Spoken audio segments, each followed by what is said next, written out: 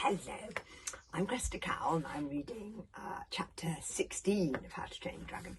The fiendishly clever plan goes wrong. The sea dragon has woken up, it's not dead. Hiccup had been listening for the Green Death's death song, but he wasn't singing it yet. The Green Death was dying, but he wasn't dead yet. What he was very, very angry indeed. And out of his bleeding mouth he hissed weakly, "Where is he?" This is a bad sign, because I've been showing you pictures of sea dragons, angry sea dragons, to let you know why it's not a good idea to upset one. Hang on, let's see. This is an angry sea dragoness, Gigantimus Maximus. Okay, so if the sea dragon is angry, they are in big trouble. He heaved himself onto his feet and hissed a little more strongly. "Where is he? Where is the little supper? I knew I recognised him. He was my doom, no wonder. The little supper has made a supper of me, the Green Death himself." As the dragon spoke, he was inching forwards very slowly and painfully, his eyes fixed on the cliff top, where he could see little human beings beginning to run inland again. The dragon threw back his head and screamed a blood-squelling scream of pure hatred and revenge, dark and torturous. "I'll supper him before I go, I will," said the dragon, and he leapt forward.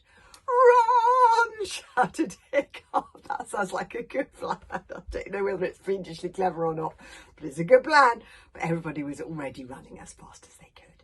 In the distance, Hiccup could see 400 warriors from the tribes of Hooligan and Meathead coming towards him from the highest point. They must have wondered at the boy's absence and come out to find them.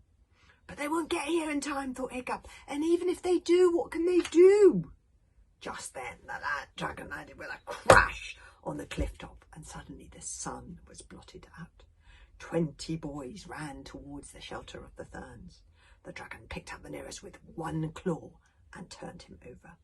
It was dog's breath by the time the dragon had tossed him aside, muttering, "Not you!"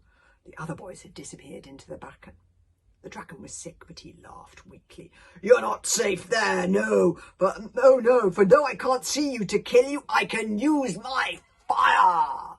The bracken caught fire with the dragon's first breath, and the boys ran out of it as fast as they could.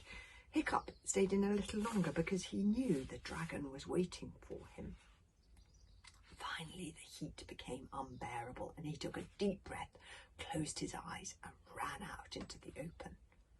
He had barely run 100 metres before two of the dragon's talons closed around his middle, and he was lifted up, way, way, way up, so the other boys just looked like little specks beneath him. The dragon held Hiccup in front of him. "We're both supper now, little supper," he said, and he tossed Hiccup high, high into the air. And as Hiccup somersaulted for the second time, he thought to himself, "Now this really is the worst moment of my life." And then he was falling. He looked down. There was the dragon's mouth, wide open, like a great, dark, cavernous tunnel. He was going to fall into it. And that is the dragon's mouth. Can you see it? And there is Hiccup falling into the dragon's mouth. It really has gone wrong. And the next chapter is called In the Mouth of the Dragon. We'll have to hear that tomorrow.